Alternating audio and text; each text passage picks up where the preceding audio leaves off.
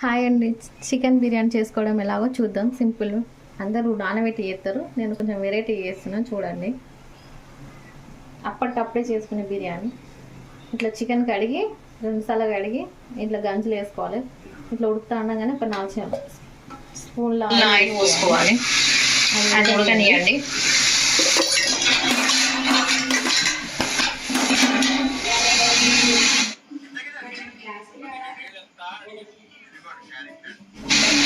ఇప్పుడు బిర్యానీ చికెన్ వేసుకుందాం. చూడండి, వేసిన తర్వాత ఇప్పుడు ఇందులో ఏమేమి వేద్దామో చూద్దాం. చూడండి, వేసిన తర్వాత ఇప్పుడు ఇందులో ఏమేమి వేద్దామో చూద్దాం. ఓకేనా?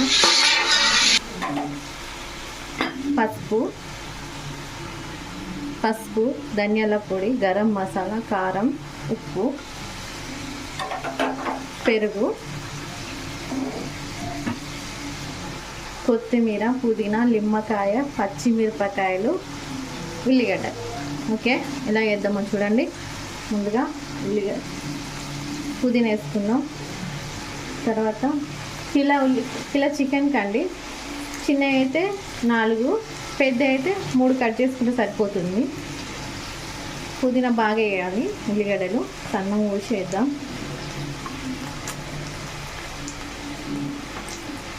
ఆ తర్వాత కొత్తిమీర,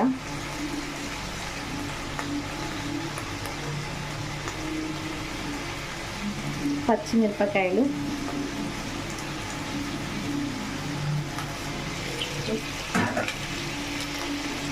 కారం 4 టేబుల్ స్పూన్లు, ఉప్పు తగినంత,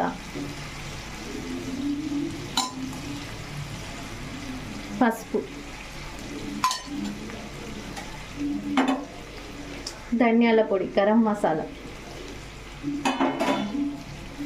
పెరుగు.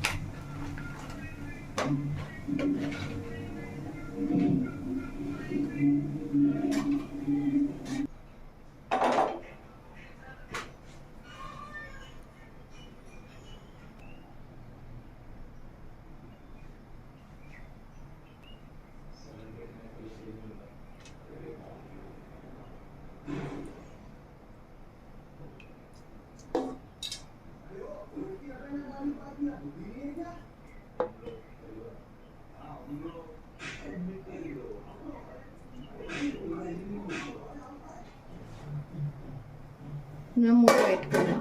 ఓకే, అన్నంలో ఏమేమి మసాలా వేద్దాం అనేది మిస్ అయింది. చూడండి, గరం మసాలా అన్నీ ఉంటాయి కదా, అవన్నీ వేసి ఇందులో వేయాలి. కొత్తిమీర, పుదీనా అండ్ నిమ్మకాయ రసం, 2 చెక్కలు, నెయ్యి, 4 స్పూన్ల ఆయిల్ వేసి ఇట్లా అన్నం ఉడకనియాలి. తర్వాత కలపాలి.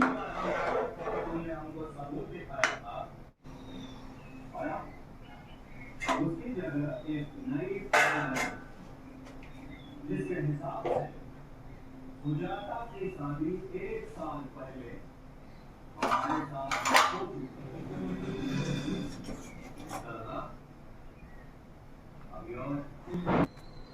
ఇప్పుడు మూత తీసి చూద్దాం చికెన్ ఏడు వరకు ఉడికిందో. ఇప్పుడు ఈ టైంలోనే రైస్ వేద్దాం మీదికి.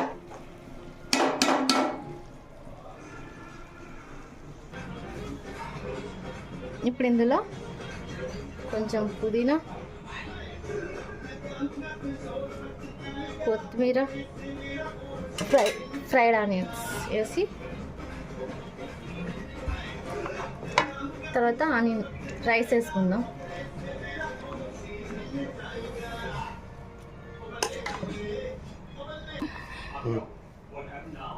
ఫ్రైడ్ ఆనియన్స్, పుదీనా, కొత్తిమీర వేసుకొని పాలలో నానబెట్టిన కుంకుమ పువ్వు మీదకి పోసుకుందాం. ఓకే, దీని మీదకి వెళ్ళి టిష్యూ పేపర్ వేసుకుందాం. సరే,